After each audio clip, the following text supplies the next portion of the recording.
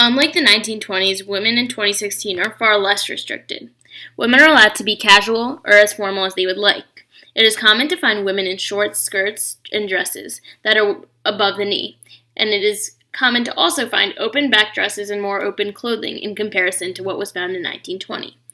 Necklines and t-shirts and dresses have been taken further down to the chest area, and it is common to find 3-inch heels or even higher heels worn by women, which was actually frowned upon in 1920 but has adapted to become a big part of 2016 fashion. Hats have also become less popular over time, whereas it was a very big part of 1920. It's 2016 and men can wear whatever they want. They can wear casual clothes almost anywhere. Shorts and t-shirts have become more popular, and as time's gone on, they've become baggier and looser. Sports have a big influence on clothing, often in the form of branded jerseys. The style of wearing fedoras and hats has started to die out, and many hats these days are baseball hats, but many people also don't wear hats.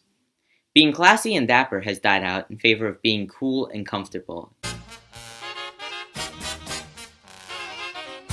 In the 1920s, women's fashion began to make major changes. The standards by which women were to live evolved to become less conservative. The seams on dresses were taken up to the knee, exposing the lower half of the leg, and the necklines of the top of dresses were dropped to expose more of the collarbone and chest area. Women wore stringed pearls and boas most of the time. Their makeup was natural with a prominent red lip, and their hair was worn in tight curls with a sparkly headband. Chanel, the company, began its uprising as a major beauty staple for women during this time, and because of it, influenced the way fashion and beauty industries are run in modern times.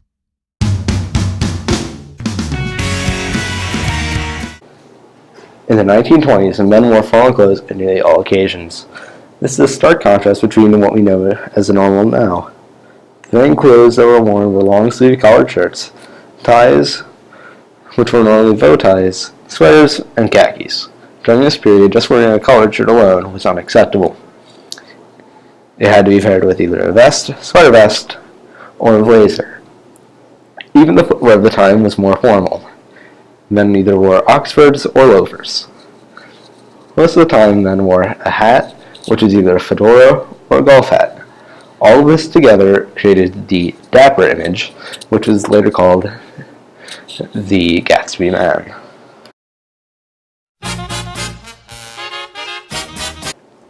The media began to influence women to do things that were not normal for the female population.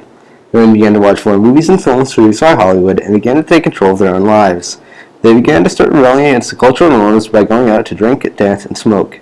These were all common for men, however they were unheard of for women.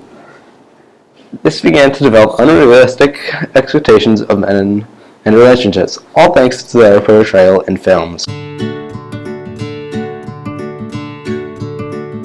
While sexualization mainly occurs in female advertising, it also affects men. Over-sexualization in swimsuit ads occurs for both genders. There are pushes against it, but one of the main focuses in modern eras has been body size. Ideas like thin privilege and fat shaming have been a major problem in society today, and there's been a push for equal treatment and representation for people of all shapes and sizes. Another major issue has been the way women live their lives and what they do with their bodies. Women deemed promiscuous are often shamed for their persona and behaviors, despite being encouraged to be themselves. With all this in account, there have been major changes in the advertising industry and in the media since the 1920s, and hopefully the industry as a whole will keep moving forward and making positive adjustments that encourage equality and individuality.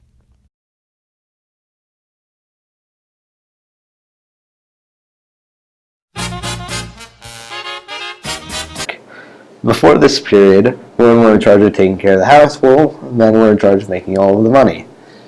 However, during World War I, these roles shifted as men went off to war, and women were expected to still maintain taking care of the house, so many had to take a job to support it.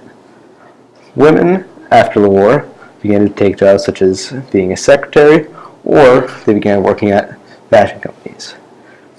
Men continued to be the majority of the income even after the war, but it did maintain a change in the dynamic.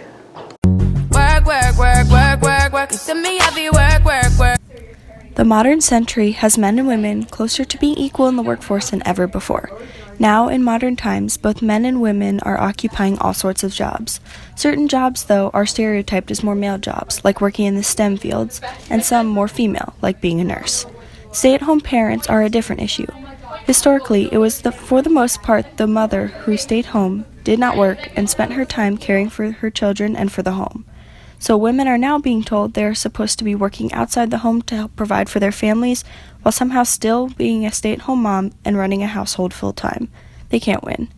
But despite all of this, the stigma against women working has decreased majorly since the 1920s. The wage gap between men and women is still a major problem today. For example, despite her credentials, a woman working in an investment firm managing trust funds is not given the same benefits as a man working her same position, and she will be paid less money.